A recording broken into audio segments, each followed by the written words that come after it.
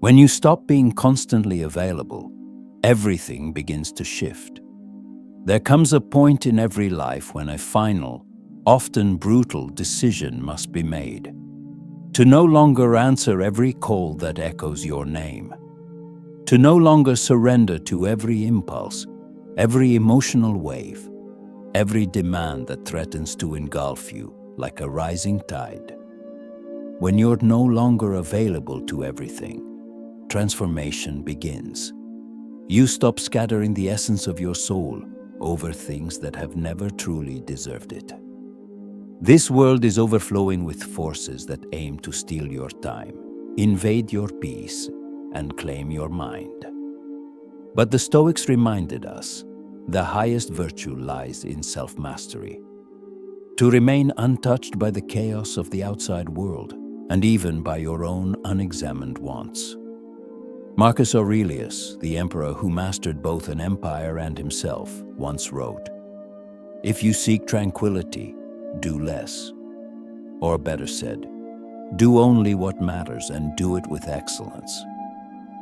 We weren't created to be prisoners of chaos. We weren't meant to respond to every knock of distraction, every whisper of temptation, every outburst of emotion. We were meant to rule over ourselves. When we are too accessible to noise, to vanity, to petty drama, we spread ourselves thin. We drain our strength. And with weakness comes suffering. To step back is not cruelty. To say no is not selfishness. To guard your energy from what doesn't serve virtue, reason, or strength is an act of discipline. It is the truest form of self-respect. As Epictetus once taught, if someone tried to take possession of your body on the street, you'd be outraged. Yet you hand your mind to strangers, letting them disturb your inner calm. And you don't even blink. We must take back our thoughts. We must stand guard at the entrance of our attention. Not every emotion needs a stage. Not every conversation deserves an answer. Not every opportunity is worth chasing. When we stop entertaining every surge of fear, rage, envy, or sorrow, we disarm them. We feel them rise, yes, but we stay unmoved. Like a master watching the chaos of the crowd, knowing they are not obligated to follow. Seneca, endlessly wise, once warned, "No man is more miserable than the one who never faces adversity, for he is denied the chance to prove himself." By stepping away from the meaningless, we carve space for what is meaningful. By facing only what holds true weight, we shape ourselves into something terrifyingly powerful and undeniably beautiful. A soul that cannot be broken.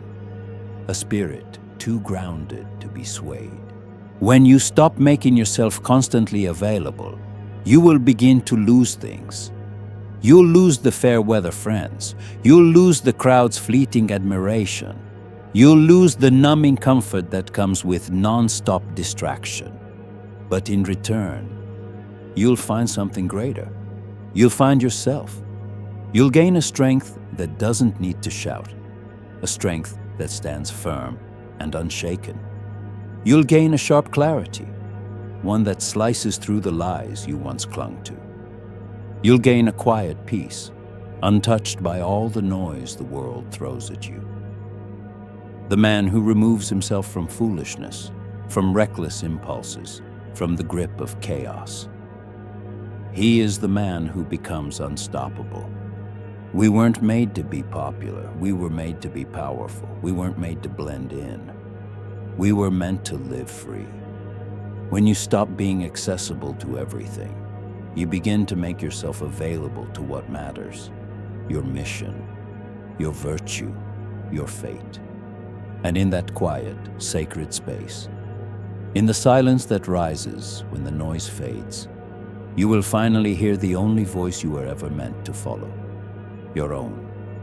The more you hold yourself back from the meaningless, the more whole you become. Each time we say yes to what is beneath us, We tear away a part of our spirit and give it to the wind. Being always available isn't a sign of generosity.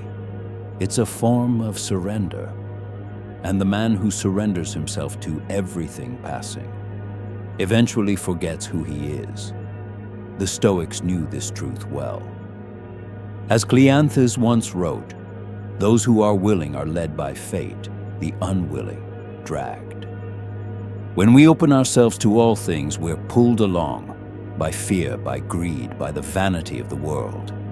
But when we close the gates of our attention, when we guard our mind as fiercely as the Romans guarded their strongholds, we stand immovable, led by reason, purpose, and inner strength. To withhold yourself is not to hide. It is to gather your soul into something unshakable, unbreakable. It is to declare, "I am not here for everything. I am here only for what is worthy." And once you make that choice, once you live that truth, the world that once tried to devour you will come to realize you are now untouchable.